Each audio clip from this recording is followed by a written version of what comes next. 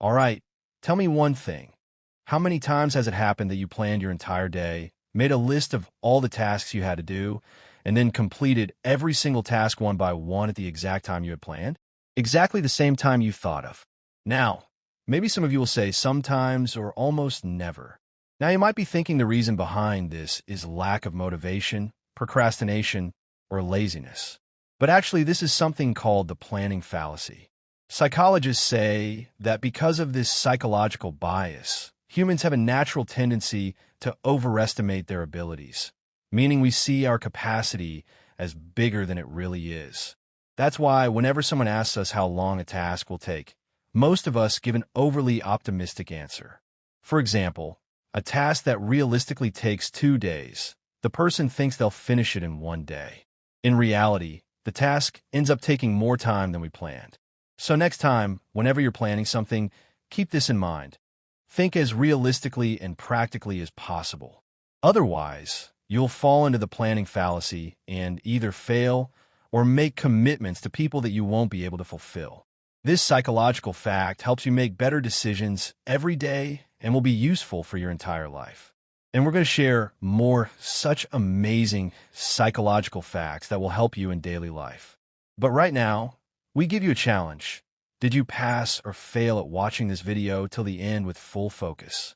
Comment at the end of the video and tell us. Second, the contrast effect. Imagine two bowls of water. One has ice-cold water and the other has normal water. If you put your right hand in the ice-cold water for 1 minute, and after 1 minute, put both hands into the normal water, your left hand will feel normal, but your right hand will feel like it's in hot water.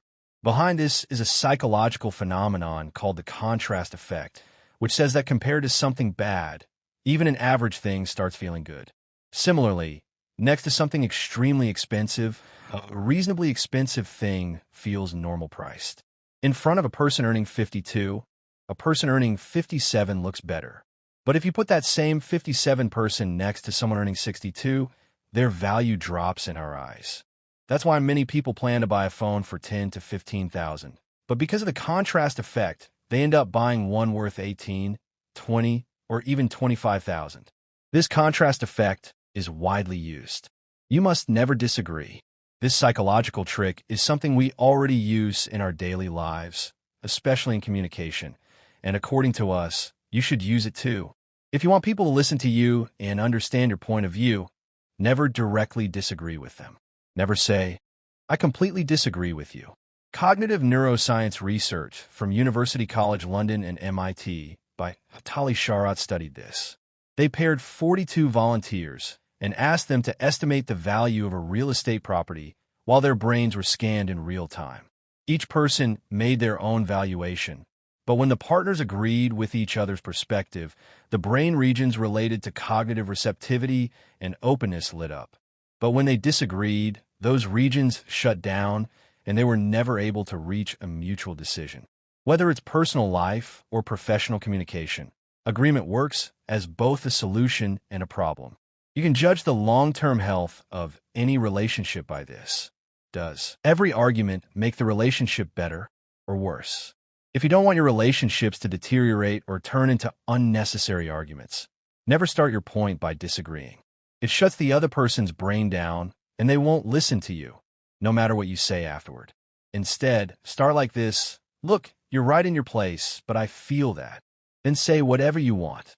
Number 4, the story bias. English novelist E.M. Forster asked which of these two stories you'd remember more. The king died, and then the queen died. The king died, and then the queen died of grief. Common option A or B. If you chose option B, you're not alone. We're all part of the story bias. In both cases, the deaths happen, but in the second story, there's a gap, a story, a struggle, meaning, and emotion. Story A is just a factual report. Story B has emotion and meaning. Advertisers have mastered this. Today, people sell stories more than product benefits. Take author Yuval Noah Harari. He sold over 28 million copies of Sapiens and became the most successful anthropology author of all time. But if you read the book, you'll notice he doesn't present any new or unique research. He himself admitted he didn't conduct new research. He simply presented existing information through masterful storytelling, and the result was extraordinary. Number 5. Perception is reality. Have you noticed that sometimes hours pass while doing one task and you don't even realize it? But waiting outside for just 15 minutes feels unbearable. In the physical world, time is measured in hours, minutes, and seconds. But in the mental world, time doesn't work that way. Time perception depends on engagement and uncertainty. The busier you are, the less you feel time. The more uncertain you are about how long something will take, the longer it feels. That's why companies like Uber and Ola didn't actually reduce waiting time. They reduced uncertainty by showing how many minutes are left. That makes time feel shorter. That's also why elevators have mirrors, so people stay busy. Waiting rooms have magazines or games, so waiting feels shorter. Using this principle, you can change the perceived value of your time. Number 6. The sunk cost fallacy. You've often heard stories where someone had a good business initially, but kept taking more and more loans to keep it running, and eventually had to shut it down with even more debt. They think, I've already invested so much money. Maybe if I invest a little more, I'll recover my losses. Because they've already invested time, money, and effort, they fail to see that the business is collapsing. This is the sunk cost fallacy. To recover a loss, we keep creating bigger losses, which can be extremely dangerous. Same with toxic relationships. Your partner hurts you repeatedly, apologizes, and your friends tell you to leave. But you say, I've invested so much time and energy.